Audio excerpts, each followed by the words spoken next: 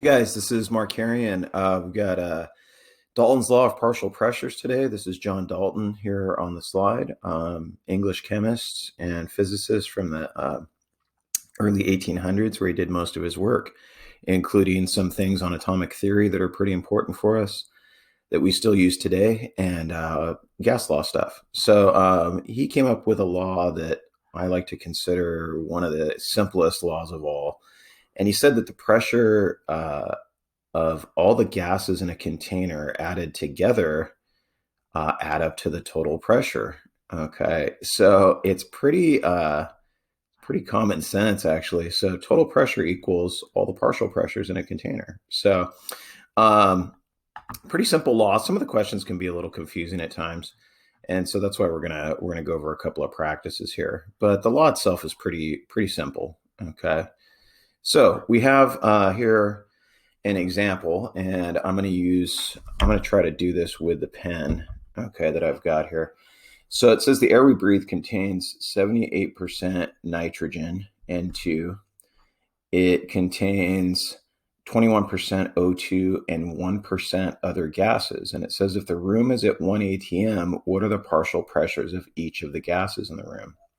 Well, 1 atm is the total pressure in the room.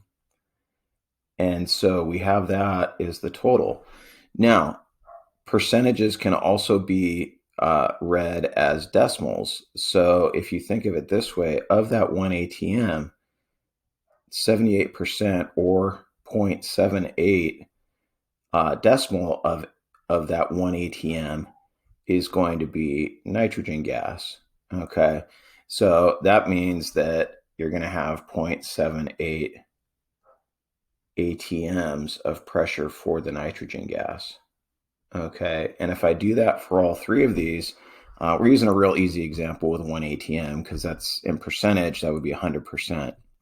So I do the same thing for all of these guys, and we have 1 atm times 0.21, and that's going to give us obviously 0.21 atms of O2 in the room. And then if you do it again for the last one, it's 0.01 atm other gases. Okay, and that other gases includes argon, CO2, anything else that's in the air. That says other, sorry, gases. Okay, so we have that. So that's a real simple practice problem to start us off. But if you add up all those pressures, and again, this is why it's so easy, Dalton's law. If you add up all those pressures, they add up to, guess what, 1 atm. Okay, so that's the first question, okay, that we have there. And let me go to the next slide here.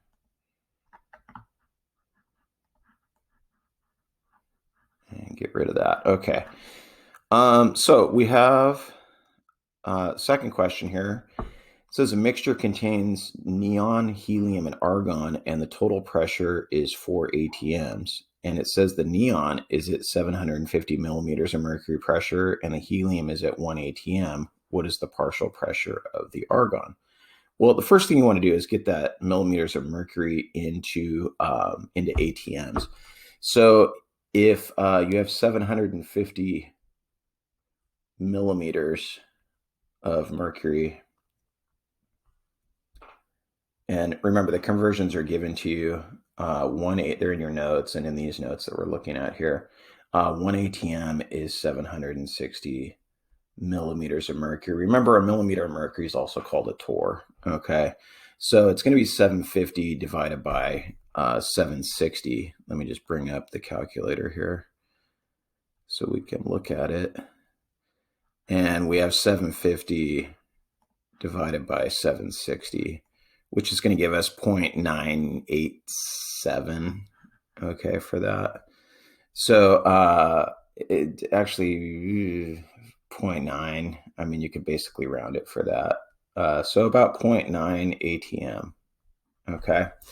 It says the total pressure is 4 atm. The helium is 1 atm. The neon is at 0.9 atm. So again, this is for the neon here. Okay. So the partial pressure of the argon, we're going to basically do a little, algebra here to get this done. So let me get rid of this, and I'm still trying to figure out how to operate this thing.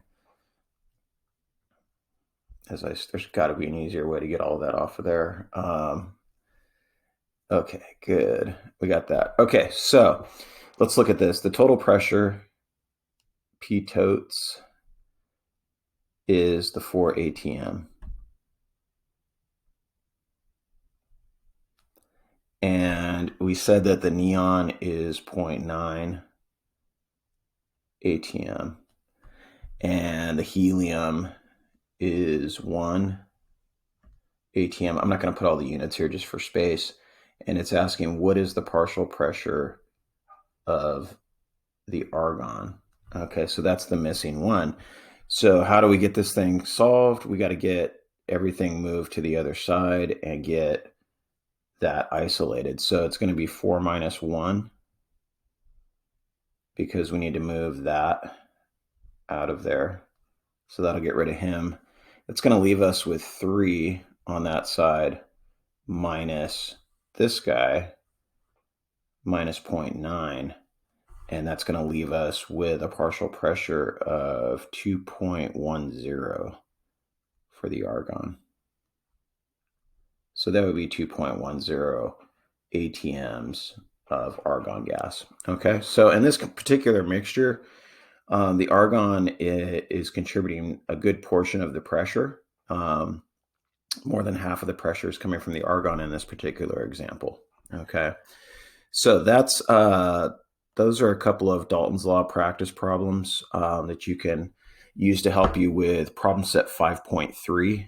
Okay, you gotta take the knowledge from these notes and try to apply them to this problem set as you guys are working on that. And we're going to go over this tomorrow during the Zoom session. So if you have questions on the homework after watching this, bring them tomorrow to the Zoom session. We'll go over that first, and then we'll make sure we have all this down before we launch into Graham's law. That'll be our last gas law that we're going to look at. Okay. Hang in there. See you guys Zoom tomorrow, which is Thursday, 3/26 at 2:30 p.m. Okay. We'll talk to you soon.